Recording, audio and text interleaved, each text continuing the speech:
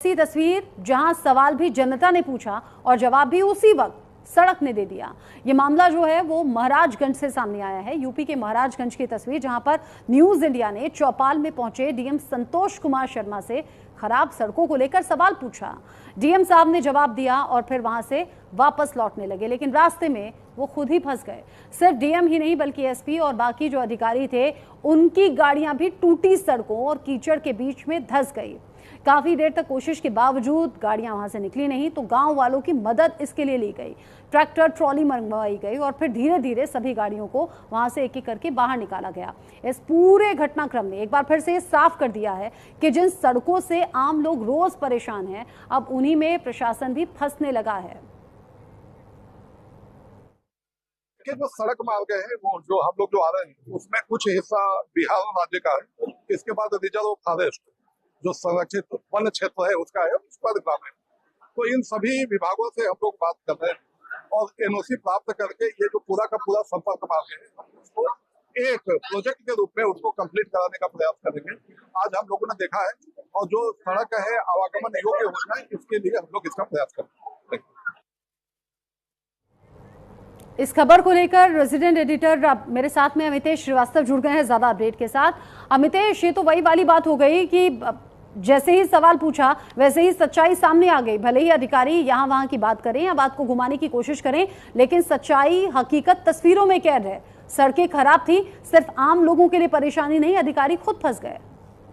देखिए, हैरान और परेशान करने वाली बात ये रचना कि आज़ादी के बाद से ये लगातार तस्वीर इस तरह की वहाँ के जो लोग हैं वो इस दंश को झेलते हैं और महसूस करते हैं। सवाल ये उठता है कि तमाम दावे और वादे अलग अलग किए जाते हैं, लेकिन आप सोचिए कि आज़ादी के बाद से आज तक वहाँ के जो लोग हैं, जो हमारे रिपोर्टर्स ने वहाँ पे ग्राउंड जीरो का जो जायज़ा लिया, लोगों से बातचीत की, वहाँ से तकरीबन शाम को 5 बजे के बाद से कोई वहाँ से शहर नहीं आ पाता है। ऐसी भौगोलिक स्थिति है। अगर वो उत्तर प्रदेश का महाराजगंज जिला का सोहगी बर्मा गांव है, लेकिन अगर आपको वहां गांव पे जाना है तो आपको बिहार होकर जाना पड़ेगा।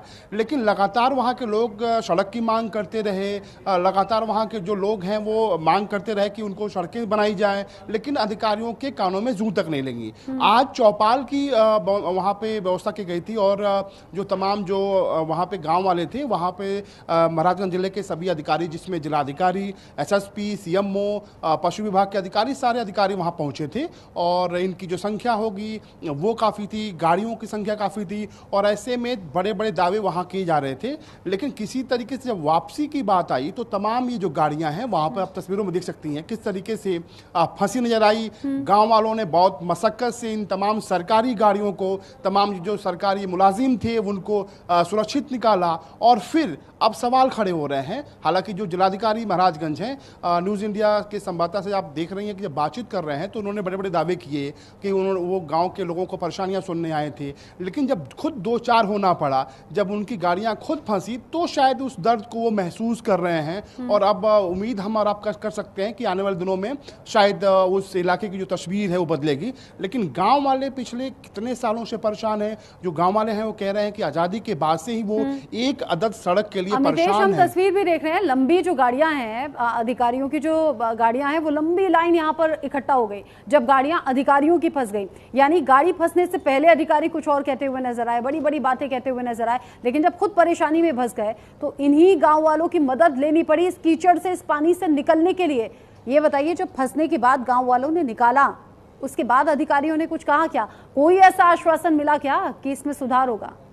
देखिए, इस जो ये सवाल है वो सवाल गांव वालों का था और इन्हीं सवालों का जवाब तलाशने की हम भी कोशिश करते रहे, लेकिन अधिकारियों की जो चुप्पी है बहुत कुछ बयां कर रही थी। अधिकारी बड़े बड़े वादे कुछ देर पहले कर रहे थे, लेकिन जब तमाम सैकड़ों की संख्या में तादाद में जब इनकी सरकारी गाड़ियां उस दलदल में फंसी, उस सड़क जो आज़ादी के बाद से अब तक नहीं बनी है सोहगी बर्मा इलाके में, जब उसमें उनसे जब मुसीबतों से 2-4 हुआ, उसके बाद से सवाल कई खड़े हो रहे हैं। फिलहाल जो गाँव के लोग थे उन्होंने उन्होंने मदद करी। इन सरकारी अफसरों की और सैकड़ों की संख्या में जो गाड़ियां थी उनको निकाला गया। हालांकि जो गांव के लोग हैं अभी भी वो मांग कर रहे हैं और ये कह रहे हैं कि साहब आप तो हमारी सुनने आए थे और आज एक दिन में जो मुसीबत आपने झेली है ये मुसीबत हम आज़ादी के बाद से ही झेल रहे हैं और लगातार वहाँ के लोग सड़कों की मांग करते रहे लेकिन उनकी सुनने वाला कोई नहीं था।